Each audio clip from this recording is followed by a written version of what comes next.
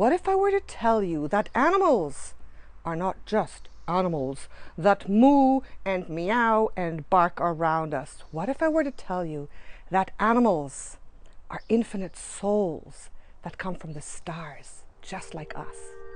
If that sounds interesting, watch this video till the end. It's going to get better and better as we go along. You are divine. Beautiful children and animals of the stars.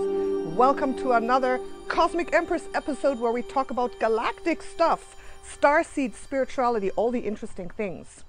And yes, animals. This is a huge subject. In the last few years, the animal kingdom has been catching my attention a lot.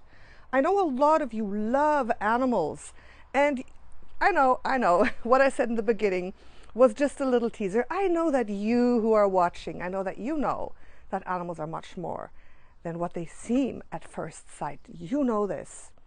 And in the last few years, so many different animals have started coming into my life, showing me things, teaching me things, catching my attention, bringing me light codes. And why is this? Why is this? I'm going to tell you, and I'm going to show you on the whiteboard how it works, how incarnation works, and why I can prove to you why I know that animals are also starseeds. So let's take a look. This is the world. This is us, right? Us human beings. And we know by now we are so much more than just a little human being walking around, being triggered, living, dying. We know that we are so much more because we know that we are living in the 3D world right now, the 3D matrix. We know that there are different dimensions. The 4D is somewhere in between. The 5D is the higher realm, is where we are slowly ascending with our mother Gaia. We are trying to get there. We're trying to ascend, and we're making it a bit difficult. We humans are making it hard for the collective to ascend, for Mother Gaia to ascend, for everybody to ascend, because we are so stuck in the matrix. We are stuck in negativity. We are stuck in, I would say, in a stagnant way of being that we cannot open up, that we cannot pierce the veil, that we cannot ascend into beautiful new earth that we want to get to, right? Why is this? It's because of the heavy separation of the 3D that we are stuck in because of the way we act. I mean, it's not, oh, we're stuck, why can't we go there? The human collective has risen and fallen in and out of 5D a few times on Earth. We know this. In times of Lemuria, we vibrated higher. It was a new Earth. But then stuff happened. What happened? We started making negative choices. We started bringing negative beings into our existence, and we fell. And I think this happened a few times in the history of Earth, right? So, we're trying to ascend into 3D, from 3D into 5D. And we, as humans, we know that we live incarnational cycles, right? When we leave this body, we go back up into our soul's home. We regroup and we come back again, and we try it all over. We do this many times. And we know that the majority of all humans on Earth don't originate from Earth. Their soul did not incarnate first on Earth in a human body. We know that most of us, you beautiful children of the stars, that's why I say children of the stars, because we truly are children from the stars. We come from higher dimensional planets and star systems, right? We come from there, from the Pleiades, from Arcturus, from the Andromeda Galaxy, from Sirius, from Orion, from Hadar, from Alpha Centauri. There are so many others. So, planet Earth is truly an experiment. It's an experiment, and planet Earth is pretty young. So, a lot of beautiful souls who have had their incarnational cycles in other stars as other types of beings. A lot of these beautiful souls decided to come down to planet Earth as star seeds. That's why we call ourselves star seeds, and take part in this great experiment Earth, to experience life differently, to assist the Earth in its stuckness right now, and to live our lives here. Now, because we are so stuck in 3D, we are so limited. The 3D matrix is truly like this heavy blanket on top of us that's suffocating us a little bit, that's not allowing us to see further. And the development of humanity is a little bit sad, right? We used to be telepathic, we used to be open. There didn't used to be such a matrix. No matter what density you live in, if it's 2D, 1D, 3D, 4D, 5D, existence can be beautiful. But the 3D we're living in right now, we have created these heavy blankets, these belief systems. We've kind of degenerated a little bit into something a little bit sad, and that's what we're seeing out there, right? That's how it is. I'm not saying you, I'm saying humanity in general, and we're trying to break out of that. So that's why it's hard for us to perceive through the veil that other beings, like the plants, right? The beautiful trees, the beautiful other creatures on earth, the animals. Let's try to draw. I think I've never drawn an elephant before. Elephant. Oh my goodness, that's a bad picture. Okay. An elephant. I think I've never drawn one. Whoop. Elephant. The birds, right? All the other creatures. That's why it's hard for us to perceive what they truly are, because we cannot even perceive what we truly are. So for us, often we just have a pet there. They're beautiful. They might have some interesting, energies. They might make us feel good, but what are they truly? Why is the concept of these beautiful beings also having the higher self, right? This is again, okay, I'm trying to draw the elephant again. With wings, right? Why is the concept so hard to fathom, that the elephant has a higher self too? That is anchored in 5D, 6D, 7D. Like we, as higher dimensional beings, where our soul originated from, where we go to after we leave this body, in 5D, 6D, 7D, 8D. We are these types of beings. Why is it so hard to make that jump, that leap, that the elephants, the lions, every single creature, every single plant that we have also has a higher self and also comes from the stars? So I'm going to tell you this.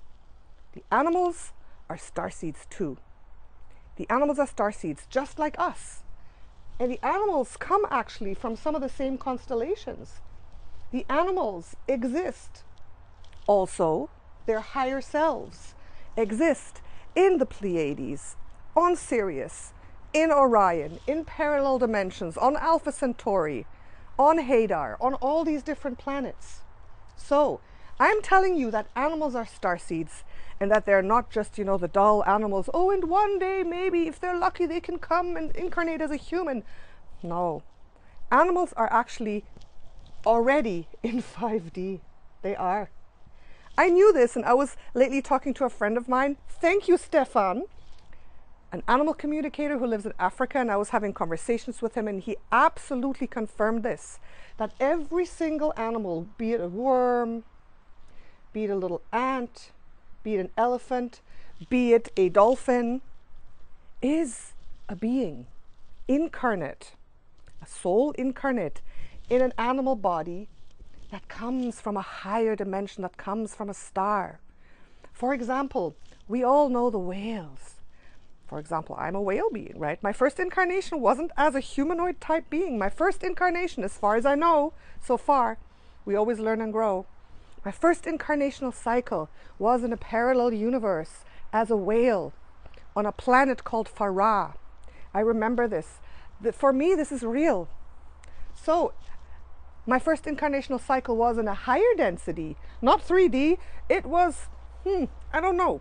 The dimensions for me are still very hard to exactly to define, because in reality it's a human construct that we say 5D, 60, 70. It's just a smooth upward, I would say, upward movement in densities. So there are no real numbers, but I feel the whale being that I was maybe 60, 70. And now I'm a third dimensional human trying to get to 5D. So what does that tell you? Are animals like lower in density? No, they're not. Animals vibrate higher than we do. And that's why we can't hear them and understand them. That's why we can't telepathically connect to them, because we have this 3D matrix block over us. That's why we don't recognize all the creatures of this world as who they truly are. I found out, Stefan told me this, and I didn't know this tiny detail, that every single creature on earth, even the ant, even the worm, even the cockroach, every creature is here for a specific purpose, for a mission and purpose for our Mother Earth. Each and every animal has a divine mission why they are here, and they are fulfilling this mission. And we're always thinking, what is our mission and purpose? What is our mission and purpose? The animals know their mission and purpose. They come here and they live their mission and purpose. And it's a higher mission and purpose. And it's a beautiful thing. For example, the whale beings, because I'm a whale being, I know a little bit more about the whales. The whales are often, I would say, life blueprints. The life blueprint of the whale, for example, exists in many different places. There are many whales here from Sirius. There are many whales from the Pleiades and from the parallel dimensions. And also on Lyra I've seen whales. So each life form is actually a blueprint of creation that is seeded and that is manifested in many different places. So the whale beings are seated even in parallel universes. And the blueprint of the whale is a blueprint of immense love and compassion and wisdom, right? The whales, they are energetically big. They can hold incredible energy fields. They can hold. That's why I sometimes feel I want to be mother to the whole world. My whale beingness comes out, and I feel that I can hold humanity like this and cradle them and love them and hold the attention and hold the energy. That's how I feel sometimes, right? Because I'm a whale, a cosmic whale, right? Also, the whales, they emit a certain frequency. They are healers. Whales have healing energies, and whales actually hold a certain grid of light codes over the earth. So should all the whales become extinct right now, we would have a problem. We would have a huge problem.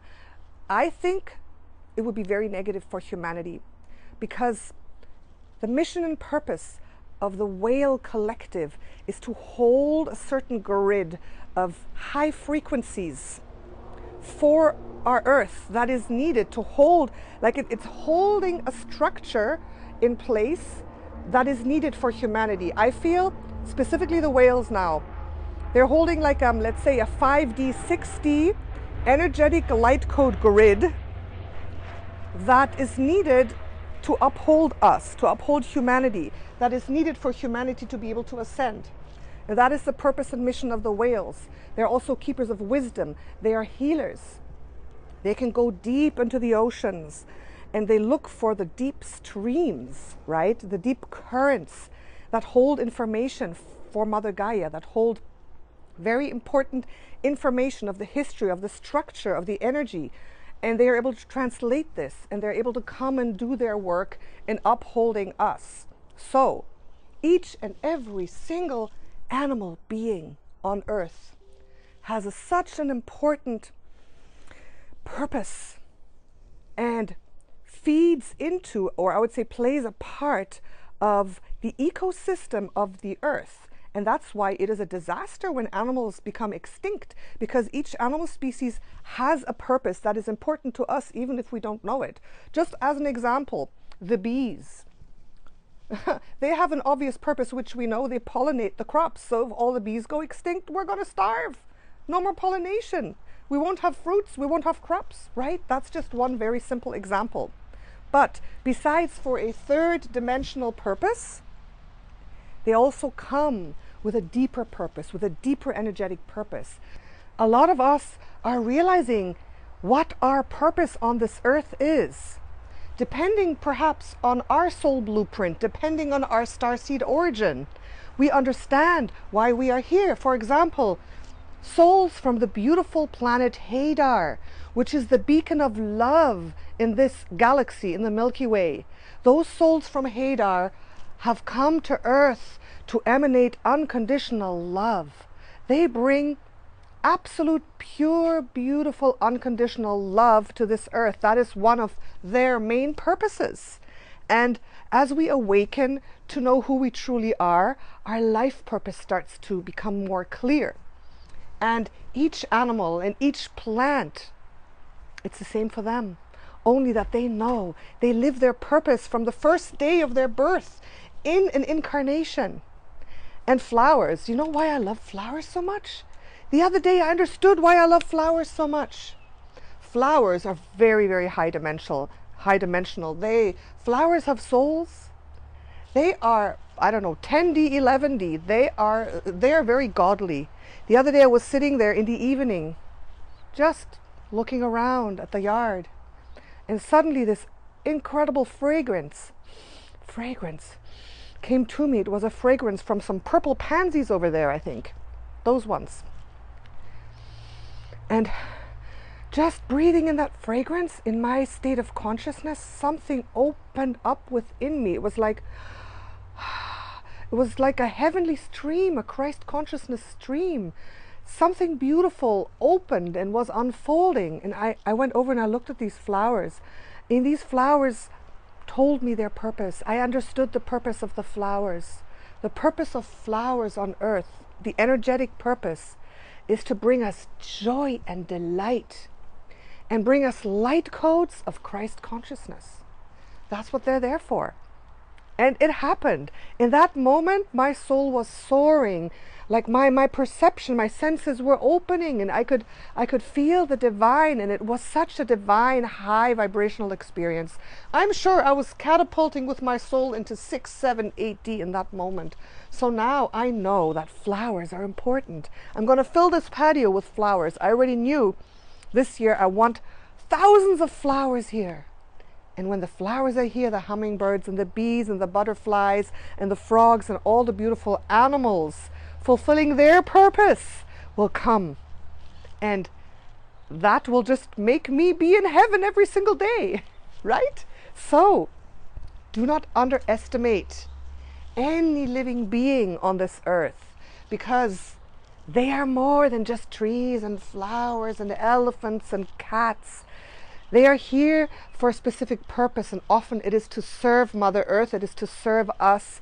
And the highest purpose of these creatures, animals, plants, flowers, is to help us ascend, is to wake us up a little bit. I mean, the other day I was looking at my cat Leo, and I was going, "Hey Leo, do you want some food? Come here." I was going baby talk to the cat, and Leo was looking at me, coming and purring, and I was kind of feeling, wow, he's obliging me. He's obliging me doing baby talk to him. And from his point of view, it's like, oh, you humans, yeah, I'll come, talk your baby talk.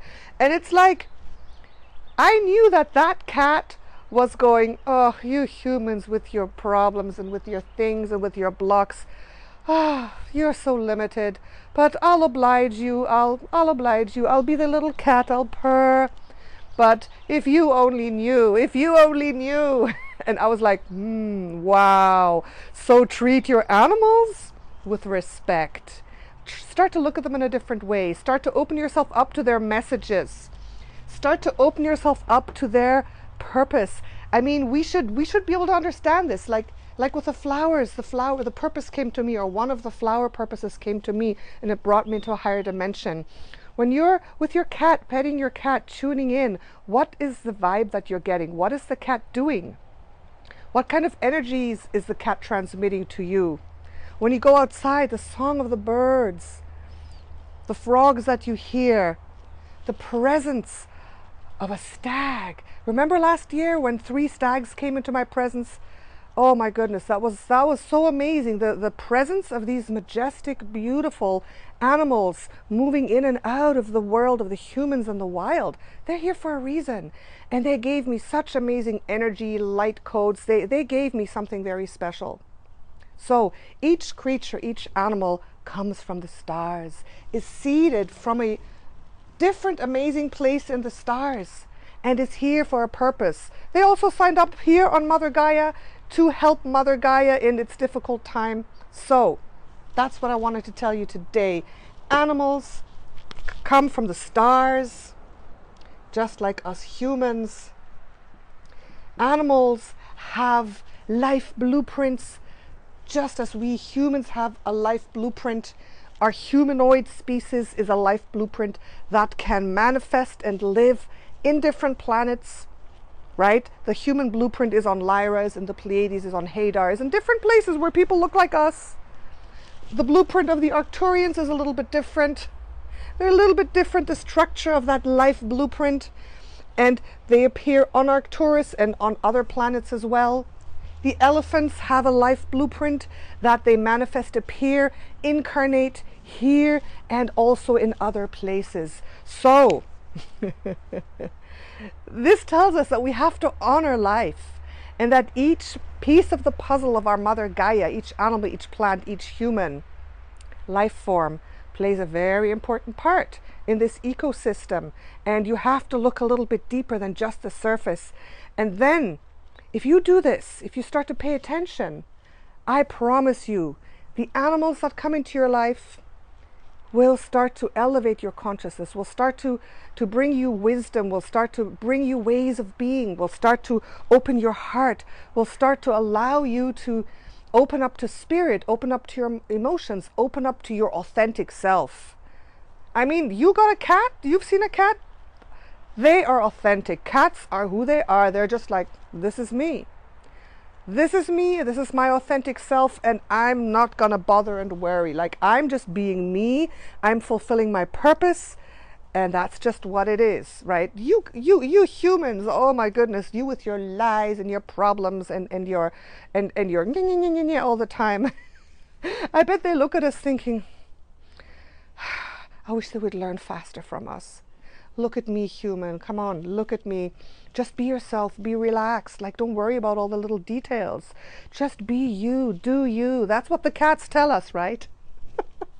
All right, so I'm hoping that I might get Stefan, if you're watching, might get that beautiful animal communicator friend of mine to come onto YouTube and talk about animals, because it's so amazing the knowledge that he has.